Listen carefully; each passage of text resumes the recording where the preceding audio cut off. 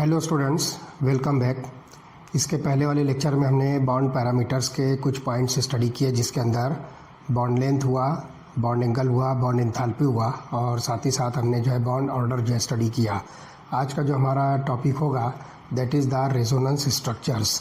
तो resonance structure में देखिए क्या होगा कि it is often observed that a single Lewis structure is inadequate for the representation of a molecule in conformity with its experimentally determined parameters. तो एक single Lewis structure जो है ये सफिशिएंट नहीं होता है किसी भी मॉलिक्यूल के स्ट्रक्चर को डिस्क्राइब करने के लिए और उसको स्टडी करने के लिए। तो यहाँ पर जो है कुछ इक्विवेलेंट स्ट्रक्चर जो हम ड्रॉ करते हैं और उसके हिसाब से हम जो है बहुत आसानी के साथ रेजोनेटिंग स्ट्रक्चर के ज़रिए से हम जो है actual structure of the molecule को डिटरमाइन करते हैं। तो आप यहाँ पर देखिए एक एग्जांपल आपके सामने लिखी हुई है, ओजोन मॉलिक्यूल। तो ओजोन मॉलिक्यूल के अंदर आप देखिए स्ट्रक्चर नंबर 1, स्ट्रक्चर नंबर 2, ये दो स्ट्रक्चर जो है इक्विवेलेंट है, जिसको हमने यहाँ पर डबल हेडेड एरो से जो है शो किया है। तो in both structures oxygen oxygen single and oxygen oxygen double bonds are present and the bond length of oxygen oxygen single bond is about 148 picometer while the oxygen oxygen double bond length is 121 picometer। अब यहाँ पर जो है दो different bond length आपको जो है नज़र आती है। तो इस दोनों स्ट्रक्चर के अंदर आप देखिए कि सिर्फ जो है बॉन्ड की पोजीशन जो है डबल बॉन्ड की पोजीशन बदली है, बाकी दोनों स्ट्रक्चर जो है अबाउट सेम है। क्योंकि आप देख रहे हो यहाँ पर जो है oxygen oxygen single bond length जो 148 पिकोमीटर दी हुई है वो यहाँ पर भी है। इसी तरह से आप देख रहे हो oxygen oxygen double bond length 121 picometre वो यहाँ पर भी आपको नज़र आ रही है। तो the concept of resonance was introduced to deal with the type of difficulty experienced in the depiction of accurate structure of the molecule like ozone. So according to the concept of resonance, whenever a single molecule or Lewis structure cannot describe a molecule arrangement accurately, यहाँ पर जो है molecules के अंदर जो atoms का जो arrangement जो है एक्यूरेटली जो है इस डिस्क्राइब नहीं होता है, तो a number of structures with similar energy position of nuclei bonding and non-bonding pairs of electrons are taken as the canonical structures of the hybrid which describes the molecule accurately। तो यहाँ पर जो है ध्यान रखिए कि अगर ऐसी कुछ बात आती है हमारे सामने, तो इस कंसेप्ट के वजह से क्या होगा कि अगर हम जो है किसी कंपाउंड का या किसी मॉलिक्यूल का लुईस स्ट्रक्चर अगर एक्यूरेटली डिस्क्राइब नहीं कर पाते हैं, तो हम यहाँ पर क्या करेंगे कि कुछ इक्विवेलेंट स्ट्रक्चर जो हम बनाएंगे जिसके अंदर एनर्जी जो है सेम होगी, position of the nuclei, bonding non bonding pairs of electrons, ये सारी चीज़ें इसके अंदर जो हम कंसीडर करेंगे और इस तरह से उसका जो है एक हाइब्रिड स्ट्रक्चर हम जो है ड्रॉ करेंगे जो उन सारे कैनोनिकल स्ट्रक्चर्स का जो है एक एवरेज स्ट्रक्चर होगा, एक मीन स्ट्रक्चर होगा। तो आप यहाँ पर देखिए ये स्ट्रक्चर नंबर 1 और 2 जो आपको ओजोन के अंदर दिख रहे हैं। तो अब यहाँ पर एक कंफ्यूजन होता है कि आप इस स्ट्रक्चर को करेक्ट माने या इस स्ट्रक्चर को करेक्ट माने। तो ये दोनों ही स्ट्रक्चर आप देखिए कि दोनों की एनर्जी सेम है, न्यूक्लियाई की जो है पोजीशन सेम है, बॉन्डिंग नॉन बॉन्डिंग इलेक्ट्रॉन कहीं पर जो है कुछ कम ज़्यादा हुए नहीं है, सब एक जैसे हैं। सिर्फ जो है यहाँ पर जो है आप देख रहे हो कि डबल बॉन्ड की पोजीशन हेर फेर हुई है। These structures are called as canonical structures. These structures are said to be canonical structures। तो यहाँ पर हम क्या करेंगे, इन दोनों स्ट्रक्चर का जो है एक एवरेज स्ट्रक्चर बनाएंगे जिसको हम नाम देंगे रेजोनेंस हाइब्रिड। और इस रेजोनेंस हाइब्रिड के अंदर आप देख रहे हो कि अभी इस मॉलिक्यूल के अंदर आप देखिए कि डबल बॉन्ड की पोजीशन इस तरफ है, इस मॉलिक्यूल के अंदर डबल बॉन्ड की पोजीशन इस तरफ है। तो इन दोनों के अंदर जो है आप देखिए कि ये डबल बॉन्ड की पोजीशन जो है डॉटेड लाइन से जो है शो की गई है। तो either of the two position में be decided for the position of the double bond. तो इस तरह से इस स्ट्रक्चर को जो स्ट्रक्चर नंबर 3 है, हम इसको जो है एक हाइब्रिड स्ट्रक्चर कंसिडर करेंगे and it is called as resonance hybrid. तो ये इन दोनों कैनोनिकल स्ट्रक्चर का जो है एवरेज स्ट्रक्चर है। अब ऐसी सूरत में क्या होगा कि यहाँ पर जो बॉन्ड लेंथ आपको दिख रही है ये जो है 128 पिकोमीटर होगी, जो इन दोनों के जो है एवरेज के बराबर हो सकती है। It is the Midway between 121 and 128। ये जो है इनके दरमियान की होगी, इनके बीच की जो है बॉन्ड लेंथ जो है कंसिडर होगी। इस तरह से अगर आप ओजोन मॉलिक्यूल देखोगे तो इसके अंदर जो है तीनों ऑक्सीजन जो एक दूसरे के साथ अटैच्ड है, तो ये दोनों ऑक्सीजन ऑक्सीजन सिंगल बॉन्ड और ये दोनों ऑक्सीजन ऑक्सीजन सिंगल बॉन्ड, ये दोनों की जो है लेंथ जो है सेम होगी 128 पिकोमीटर। अब यही को जो है डबल बॉन्ड भी कंसीडर किया जा रहा है। आप देख रहे हो कि डॉटेड लाइन यहाँ पर जो है शो की गई है, this is nothing but a double bond. इसी तरह से डॉटेड लाइन यहाँ पर शो की गई है। अब यहाँ पे हमारे लिए एक बात जो है क्लियर हो जाती है कि अब आप सिंगल और डबल बॉन्ड की जो है अलग अलग लेंथ ना कंसिडर करते हुए आप जो है आइदर ऑफ द सिंगल और डबल बॉन्ड चाहे कुछ भी कंसिडर कीजिए, उसकी बॉन्ड लेंथ जो है आपको सेम मिलेगी, दैट इज अबाउट 128 पिकोमीटर। तो इस तरह से यहाँ पर जो है ये रेजोनेंस हाइब्रिड होगा। This is called as resonance hybrid. तो इस तरह से आप जो है कितने भी कैनोनिकल स्ट्रक्चर्स बना लीजिए, हर एक का जो है एक एवरेज जो है स्ट्रक्चर बनेगा, that is called as resonance hybrid. तो इसके अंदर जो है सारी जो है डाउट्स हमारे जो है खत्म हो जाते हैं कि डबल बॉन्ड की पोजीशंस को हम हेर फेर करके कौन से स्ट्रक्चर को जो है सही कंसिडर करें। तो यहाँ पर एक बात जो क्लियर हो जाती है कि अगर इस तरह के कोई कैनोनिकल स्ट्रक्चर्स आपको किसी मॉलिक्यूल के अंदर मिलते हैं तो उनका जो एवरेज स्ट्रक्चर होता है, जो मीन स्ट्रक्चर होता है, that is called as resonance hybrid. तो इस स्ट्रक्चर को जो है करेक्ट स्ट्रक्चर जो माना जाता है। तो resonance is represented bye double headed arrow. तो इस तरह से यहाँ पर ये दो स्ट्रक्चर जो है एक दूसरे के जो है इंटर कन्वर्टिबल होते हैं और इसको हम डबल हेडेड एरो के साथ जो है इंडिकेट करेंगे। In general it may be stated that resonance stabilises the molecule as the energy of the resonance hybrid is less than that of the canonical structures. तो यहाँ पर जो आप देखोगे कि ये दोनों स्ट्रक्चर्स की जो एनर्जी है उससे कम एनर्जी जो है आपको रेजोनेंस हाइब्रिड की मिलेगी। तो जो कैनोनिकल स्ट्रक्चर्स होते हैं उससे कम एनर्जी कैनोनिकल रेजोनेंस हाइब्रिड की होती है। इसी तरह से resonance averages the bond characteristics as a whole. यहाँ पर जो है ये सब कुछ जो है एवरेज कर देगा, जैसे कि मैंने अभी जस्ट बताया कि इन दोनों स्ट्रक्चर का जो है ये एवरेज स्ट्रक्चर है या मीन स्ट्रक्चर है। तो thus energy of ozone represent hybrid is lower than either of the two canonical forms, that is 1 and 2। तो इस तरह से यहाँ पर जो ये रेजोनेंस स्ट्रक्चर हमारे लिए जो है बहुत हेल्पफुल होता है। एक एग्जांपल बस चलते चलते मैं आपको और बता दूं। आप ले लीजिए बेंजीन का स्ट्रक्चर। तो बेंजीन का स्ट्रक्चर अगर हम लेते हैं तो आपके पास में यहाँ पर जो है दो स्ट्रक्चर जो है बेंजीन के पॉसिबल हो सकते हैं। तो एक ये हो गया फर्स्ट और दूसरा जो है ये वाला हो गया, दिस इज सेकंड। मैं यहाँ पर इसको जो है लेबल कर देता हूँ सेकंड। अब यहाँ पर आप देखिए कि ये दोनों स्ट्रक्चर में सिर्फ डिफरेंस है पोजीशन ऑफ डबल बॉन्ड, लेकिन दोनों ही स्ट्रक्चर जो है सेम एनर्जी और same position of the nuclei हैं। तो अब यहाँ पर जो है एक बात होती है कि कौन सा स्ट्रक्चर जो है बेंजीन का करेक्ट स्ट्रक्चर कंसिडर किया जाए। तो इसका जो है एक एवरेज स्ट्रक्चर हम बनाएंगे लाइक दिस, और डबल बॉन्ड चाहे इन दोनों में से किसी भी पोजीशन पर हो, हम यहाँ पर जो है एक सर्कल जो है ड्रॉ कर देंगे। तो सर्कल जो है ये इंडिकेट करेगा कि डबल बॉन्ड जो है इनमें से किसी भी पोजीशन पर हो सकता है। So this is the resonance structure, resonance hybrid of benzene. तो सिंपली हम जब बेंजीन स्ट्रक्चर बनाते हैं तो हेक्सागोनल रिंग के अंदर हम इस तरह से सर्कल ड्रॉ करते हैं। तो ये सर्कल एक्चुअली जो है बेंजीन का रेजोनेंस हाइब्रिड स्ट्रक्चर जो है डिस्क्राइब करता है।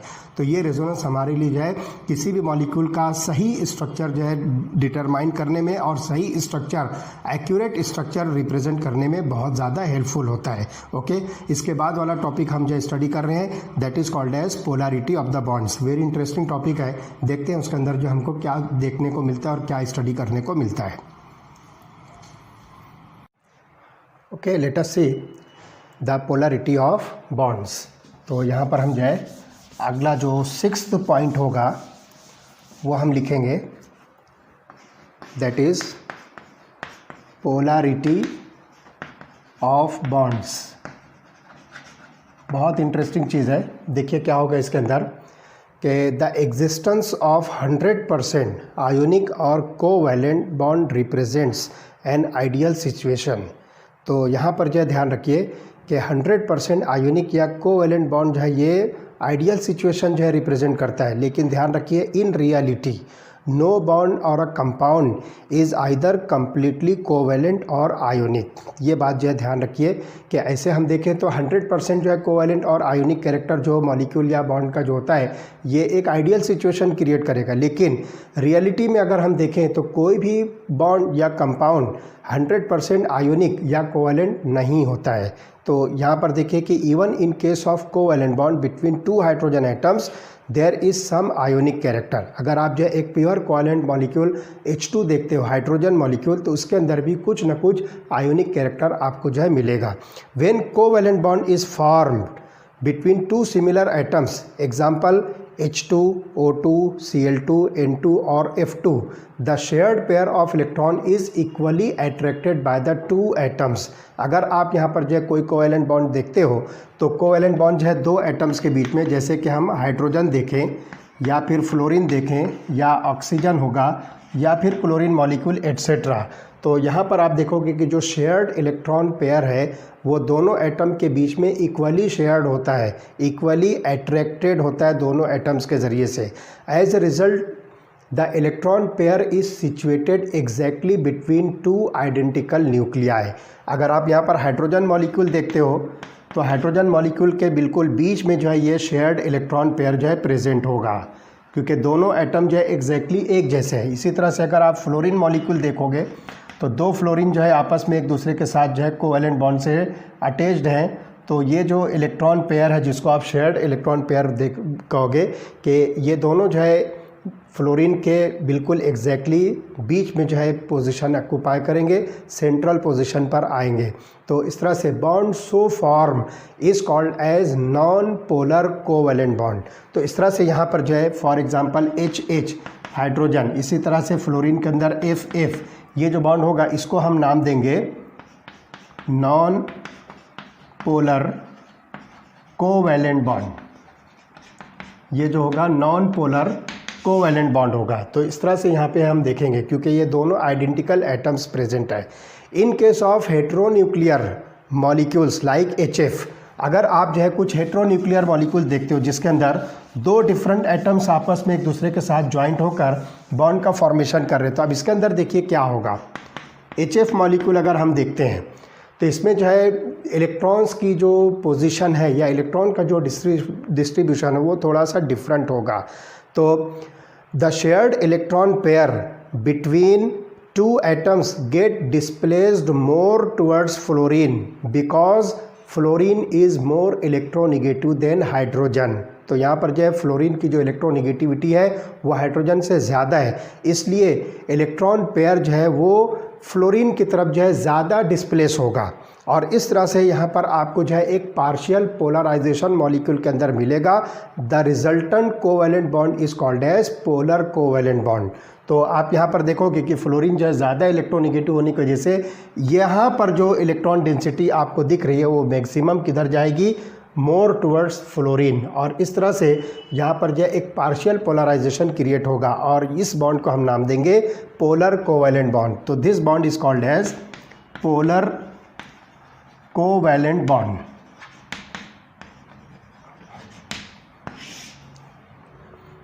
As a result of polarization, the molecule possess dipole moments which can be defined as the product of magnitude of the charges between the two atoms or two centers, that is positive and negative, and the distance between these two charges। तो यहाँ पर आप देखिए कि जो polarisation होता है ये पोलराइजेशन एक्चुअली हम जो है मेज़र करेंगे इन टर्म्स ऑफ डायपोल मोमेंट। तो ये जो पोलराइजेशन हमको दिख रहा है इसको हम डायपोल मोमेंट के टर्म्स में जो है मेज़र करेंगे। तो लुक हियर, एक टर्म हमारे सामने आती है डायपोल मोमेंट। इस डायपोल मोमेंट को हम म्यू से जो है रिप्रेजेंट करेंगे। ये जो है म्यू से जो हम इसको रिप्रेजेंट करेंगे और ये क्या है, it is the product of magnitude of charge and the distance between the centres of positive and negative charge. तो यहाँ पर जो है दो डिफरेंट चार्जेस होते हैं, जैसे कि आप पोलराइजेशन जब करते हो मॉलिक्यूल के अंदर, इलेक्ट्रॉन की जब जो है शिफ्टिंग होगी, इलेक्ट्रॉन का जब डिस्प्ले होगा तो उसकी वजह से पार्शियल पोलराइजेशन क्रिएट होगा। पॉजिटिव और निगेटिव चार्जेस मॉलिक्यूल के अंदर जो है डेवलप होंगे। जो मोर इलेक्ट्रोनिगेटिव एटम होगा वो पार्शियल निगेटिव चार्ज एक्सर्ट करेगा और जो लेस इलेक्ट्रोनिगेटिव एटम होगा वो पार्शियल पॉजिटिव चार्ज एक्सर्ट करेगा।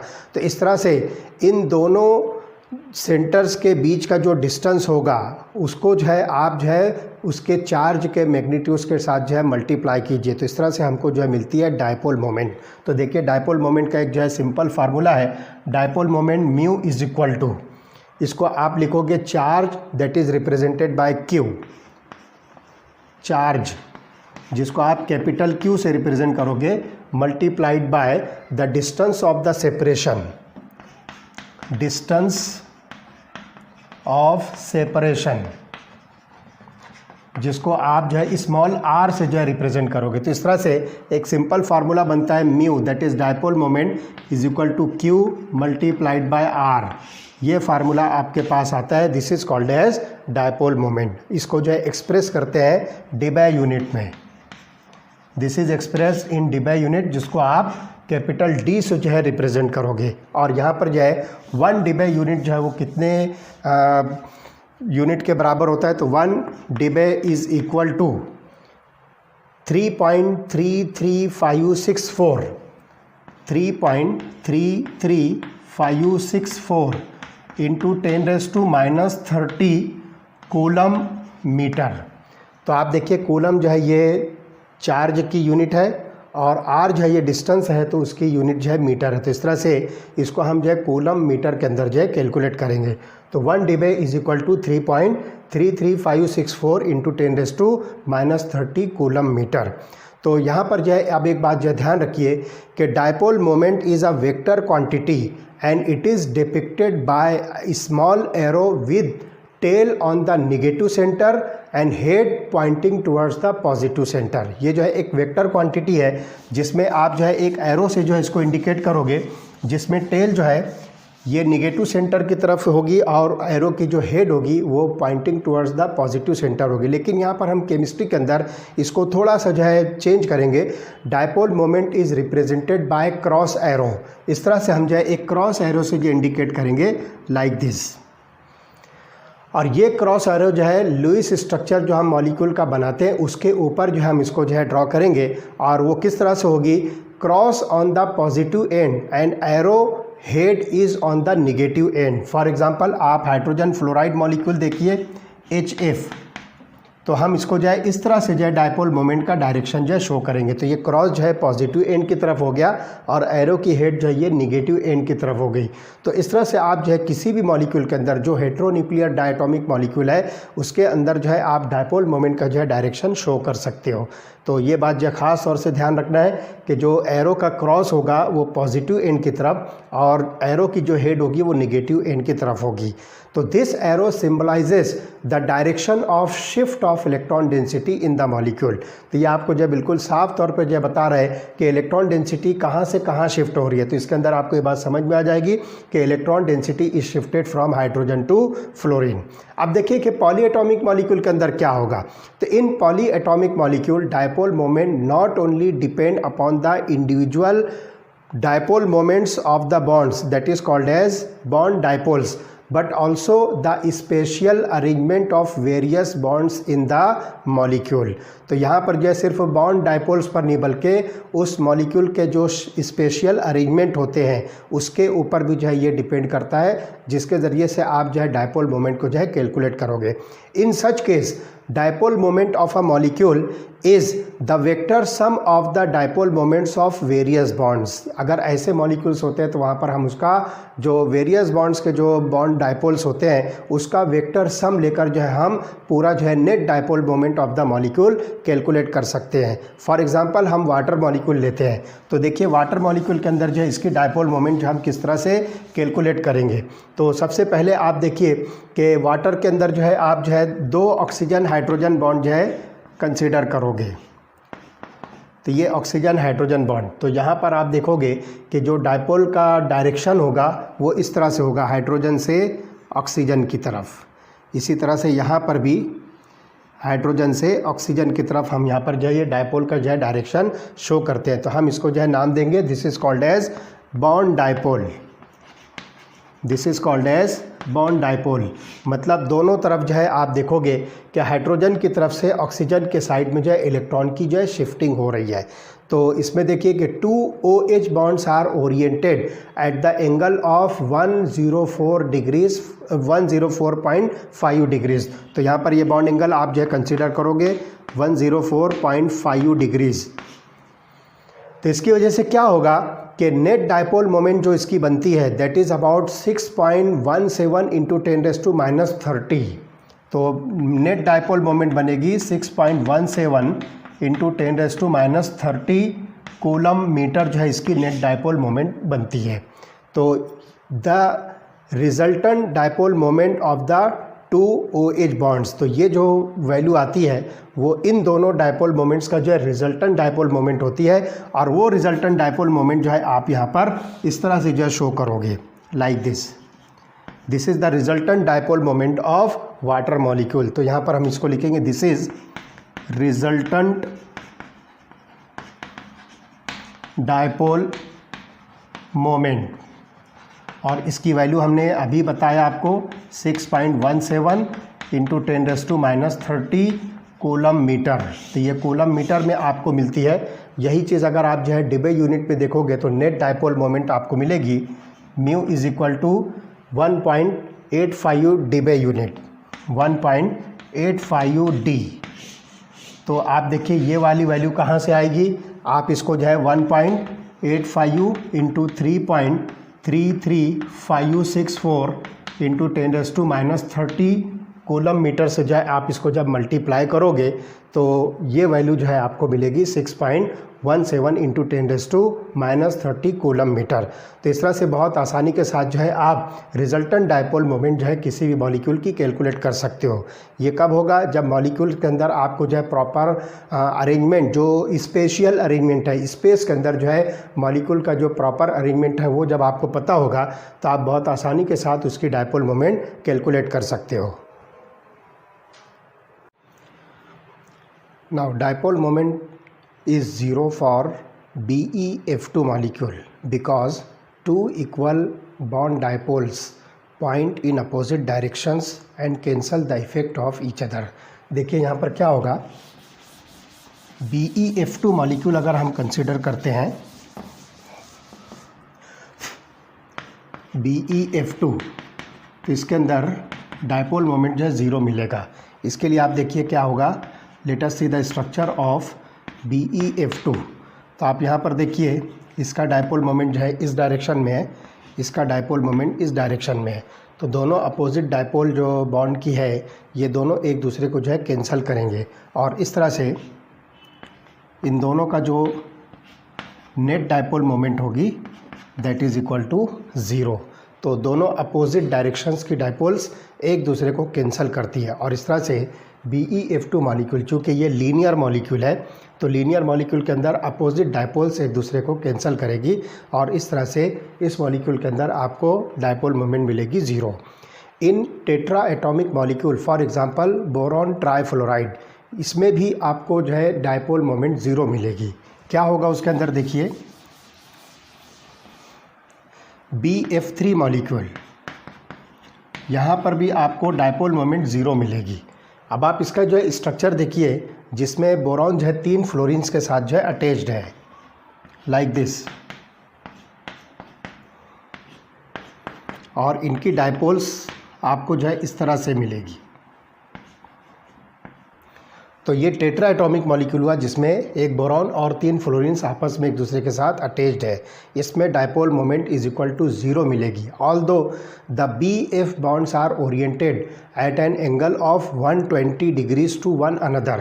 तो यहाँ पर आप देखिए कि ये जो बॉन्ड एंगल आपको मिलेगा 120 है। कहीं से भी आप देखिए ये बॉन्ड एंगल आपको 120 डिग्रीज़ का मिलेगा।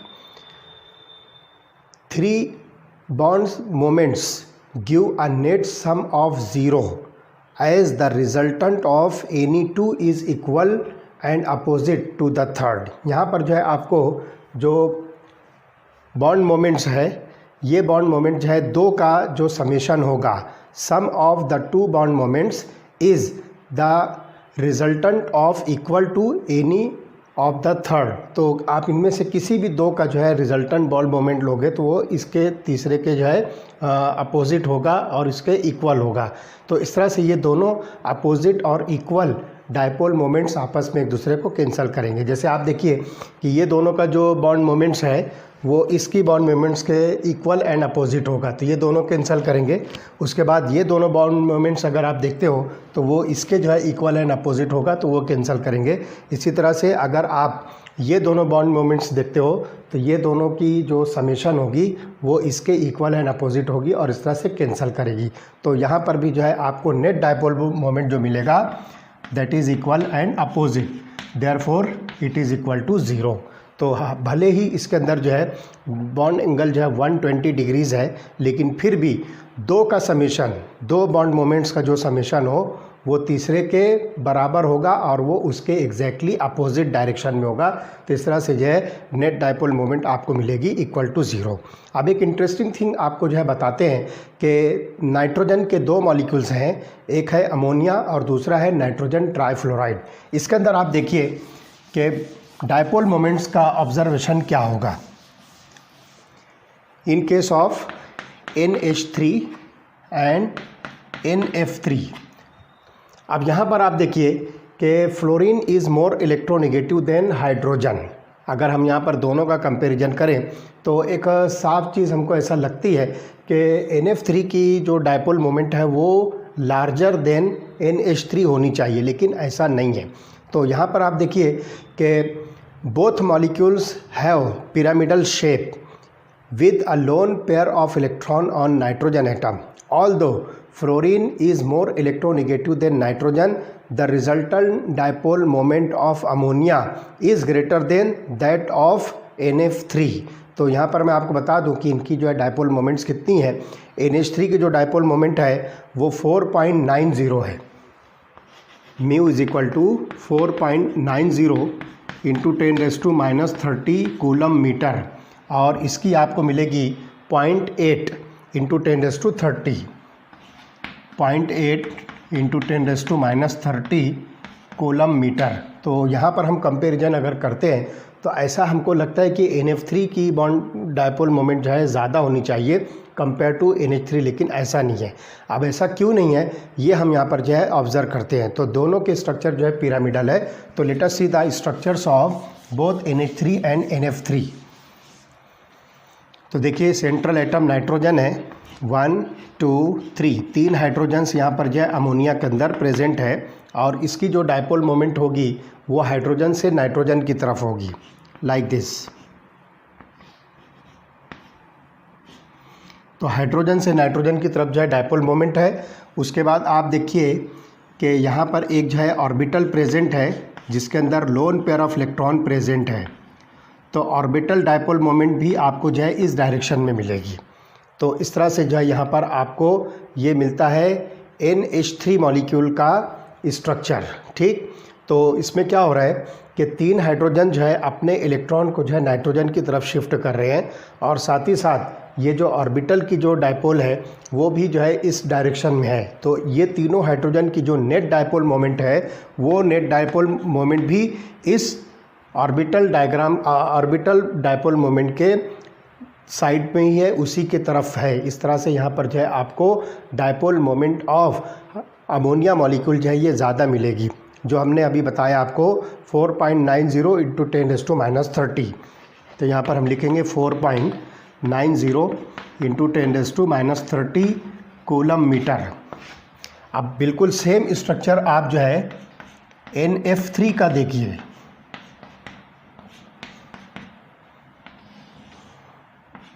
यहाँ पर भी जो है आपको नाइट्रोजन के ऊपर एक लोन पेयर ऑफ इलेक्ट्रॉन का ऑर्बिटल मिलेगा। अब यहाँ पर जो है डायपोल मोमेंट का जो डायरेक्शन होगा वो नाइट्रोजन टू फ्लोरीन होगा इस तरह से, और ऑर्बिटल का जो डायपोल है वो इस डायरेक्शन में है। अब जब हम इसके अंदर ऑब्जर्व करते हैं तो 3 फ्लोरीन्स की जो नेट डायपोल मोमेंट है that is opposite to this orbital dipole.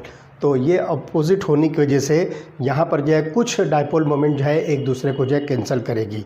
तो ध्यान रखिए, जस्ट एज ऑल द कोवैलेंट्स, तो यहाँ पर जो है आप देखोगे कि NF3 के अंदर जो है orbital dipole is in direction opposite to the resultant dipole moment of the 3 nitrogen fluorine bonds. तो ये चीज़ है आपको मिलेगी। तो ये दोनों अपोजिट होने की वजह से तो क्या होगा कि the orbital dipole of the lone pair decreases the effect of the resultant in f bond moments, which results in the lowering of the dipole moment of the molecule। इसलिए यहाँ पर आपको डायपोल मोमेंट मिलेगी 0.8 into 10⁻³ coulomb metre. ये जो है आपको net dipole moment मिलती है। तो ये बात जो ध्यान रखना है, यहाँ पर जो नेट डायपोल मोमेंट है it is to the same direction of the orbital dipole moment of the lone pair, और यहाँ पर जो डायपोल मोमेंट जो नेट डायपोल मोमेंट है it is opposite to the orbital dipole of the lone pair. इसलिए ये orbital lone pair की जो डायपोल मोमेंट है वो इसकी डायपोल मोमेंट को क्या करेगी, डिक्रीज करेगी। और इस तरह से आप जब ये दोनों को ऑब्जर्व करते हो तो you will find the larger dipole moment for ammonia as compare to NF3 molecule.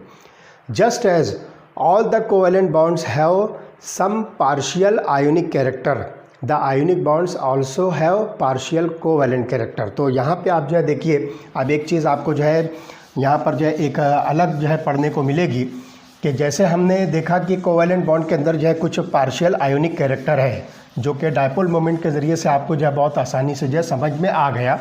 इसी तरह से आप देखिए कि बहुत सारे जो आयोनिक बॉन्ड्स होते हैं इसके अंदर आपको पार्शियल कोवैलेंट कैरेक्टर भी मिलेगा। तो the partial covalent character of ionic bonds was discussed by Fajans. Fajans नाम का साइंटिस्ट, उसने जो है यहाँ पर partial covalent character of ionic bond को जो है डिस्कस किया है। तो the partial covalent character of ionic bond was discussed by Fajans in terms of following rules. कुछ उसने जो है रूल्स जो है फॉलो किया, और वो रूल्स क्या क्या हैं। सबसे पहले देखिए, smaller the size of cation and the larger size of अनायन the greater is the covalent character of ionic bond. सबसे पहली चीज़ यहाँ पर जो है फाजन्स ने जो इसमें जो ऑब्ज़र्व किया कि जिसके अंदर partial covalent character of ionic bond मिलता है तो उसके अंदर स्मॉलर साइज ऑफ केटायन, मतलब आपको केटायन स्मॉलर साइज़ के होने चाहिए और अनायंस ये लार्जर साइज़ के होने चाहिए। तो इसकी वजह से क्या होगा कि आपके पास जो आयोनिक बॉन्ड है उसके अंदर जो है ग्रेटर कोवैलेंट कैरेक्टर मिलेगा। ओके, ये हो गया पहला रूल। दूसरा rule, the greater the charge on the cation greater is the covalent character of ionic bond. यहाँ पर जो है आप देखोगे केटायन पर जो है ग्रेटर चार्ज होगा। केटायन पर अगर चार्ज आप जो है ग्रेटर लेते हो तो यहाँ पर क्या होगा कि इसकी वजह से जो आयोनिक बॉन्ड का जो कोवैलेंट कैरेक्टर है वो जो है लार्जर होगा। तो the greater the charge on the cation greater is the covalent character of ionic bond. ये हो गया सेकंड रूल। थर्ड रूल है, for cations of same size and charge the one with electronic configuration n-1d ns, a typical of transition metal is more polarizing than the one with a noble gas configuration ns2 np6 that is a typical of the alkali metals and alkaline earth metals cation. तो यहाँ पर जो है ध्यान रखना है कि अगर आप जो है कोई केटायन लेते हो, है ना, अलग अलग जो है आप जो है ग्रुप्स अगर केटायन लेते हो और उसके अंदर आपको सेम चार्जेस मिलते हैं, तो the cations of same size and charge, तो उसके अंदर यहाँ पर ध्यान रखना है कि जो ट्रांजिशन मेटल्स होते हैं जिसके अंदर इलेक्ट्रॉनिक कॉन्फ़िगरेशन, मैं यहाँ पर लिखता हूँ ट्रांजिशन मेटल्स, जिसके अंदर इलेक्ट्रॉनिक कॉन्फ़िगरेशन n-1d ns0, इस टाइप की जो इलेक्ट्रॉनिक कॉन्फ़िगरेशन होगी तो इसके अंदर आपको जो है ग्रेटर पोलराइजिंग पावर मिलेगी।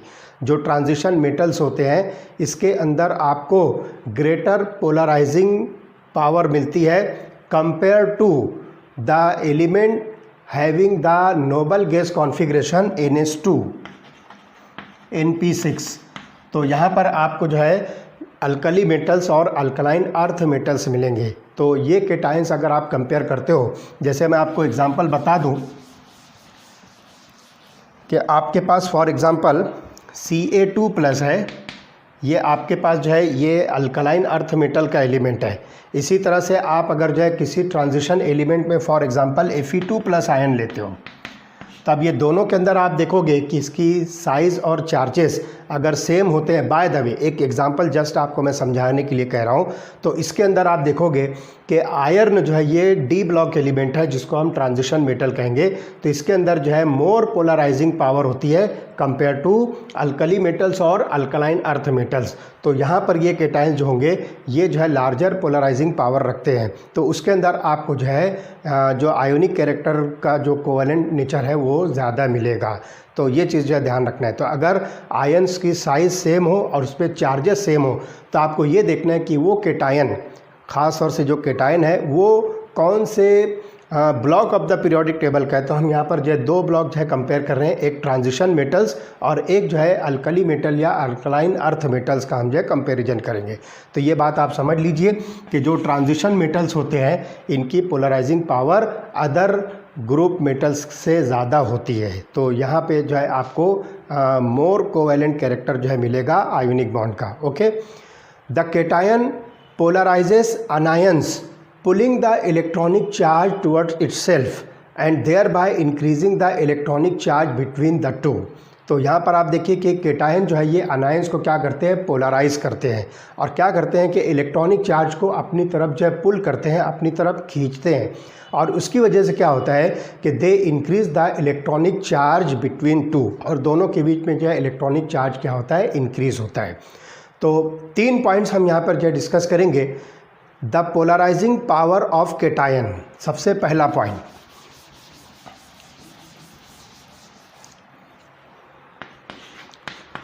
Polarising power of cation. Okay, दूसरा पॉइंट है the polarisability of anion. Second, polarisability of anion. और तीसरा जो पॉइंट होगा extent of distortion, that is the polarisation of anions.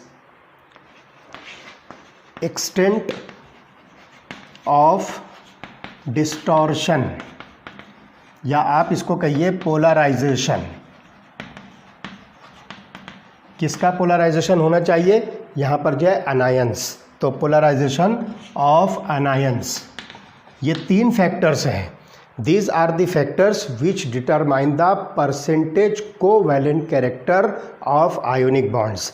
यानी अगर आपको आयोनिक बॉन्ड के अंदर जो है कोवैलेंट कैरेक्टर को डिसाइड करना है और उसको डिटरमाइन करना है या उसको जज करना है, या आपको जो है पता करना है कि ये जो है कितना जो है इसके अंदर जो है percentage covalent character ionic bond का हो सकता है, तो ये 3 पॉइंट्स आपको जो है समझना पड़ेगा। ये 3 पॉइंट को कंसीडर करना पड़ेगा। सबसे पहला पॉइंट है पोलराइजिंग पावर ऑफ केटायन, यानी ये केटायन जो है अनायंस को कितना पोलराइज कर सकता है, किस एक्सटेंट तक के जो है इसको जो है पोलराइज कर सकता है। दूसरा, पोलराइजेबिलिटी ऑफ अनायन, ये अनायन जो है केटायन से कितना पोलराइज हो सकता है, ये चीज़। और उसके बाद जो है extent of distortion of anions, ये अनायन जो है केटायन से किस एक्सटेंट तक के, किस हद तक के जो है ये पोलराइज हो सकता है, उसके ऊपर डिपेंड करता है कि आप यहाँ पर जो है आयोनिक बॉन्ड को कोवैलेंट कैरेक्टर में कंसीडर कर सकते हो। तो इस तरह से ये जो बॉन्ड पैरामीटर्स थे जिसमें हमने जो है टोटल 6 टाइप के जो है बॉन्ड पैरामीटर जो है स्टडी किए। सबसे पहला बॉन्ड लेंथ, उसके बाद जो है बॉन्ड एंगल, उसके बाद बॉन्ड एंथैल्पी, फिर बॉन्ड ऑर्डर, और उसके बाद जो है रेजोनेंस इफेक्ट, और उसके बाद जो है डायपोल मोमेंट जिसको हम जो है पोलराइजेबिलिटी या आप सिंपली जो है polar character of the bond जो है हमने डिस्कस किया। तो इस तरह से ये बॉन्ड पैरामीटर्स का टॉपिक यहाँ पर जो है कंप्लीट होता है। अब इसके बाद वाले लेक्चर के अंदर हम स्टडी करेंगे अगली थ्योरी जिसके ज़रिए से हम मॉलिक्यूल्स का फॉर्मेशन जो है एक्सप्लेन कर सकते हैं। तो उससे पहले मैं आपको बता दूं कि टेबल नंबर 4.5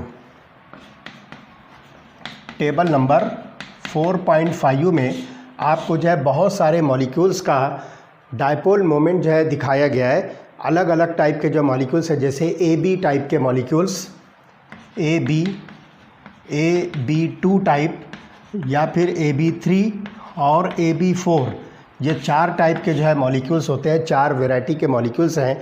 इनका डायपोल मोमेंट क्या है और इनकी ज्योमेट्री क्या हो सकती है, टेबल नंबर 4.5 के अंदर जो है ये बहुत अच्छी तरह से जो एक्सप्लेन किया है। आप अपनी बुक में से इस टेबल को जो है स्टडी कीजिए तो आपको जो है बहुत अच्छी तरह से समझ में आ जाएगा कि डायपोल मोमेंट के ज़रिए से आप जो है मॉलिक्यूल को जो है किस तरह से स्टडी कर सकते हो। तो अगला टॉपिक हम जो स्टडी करने वाले हैं that is valence shell electron pair repulsion theory. Okay.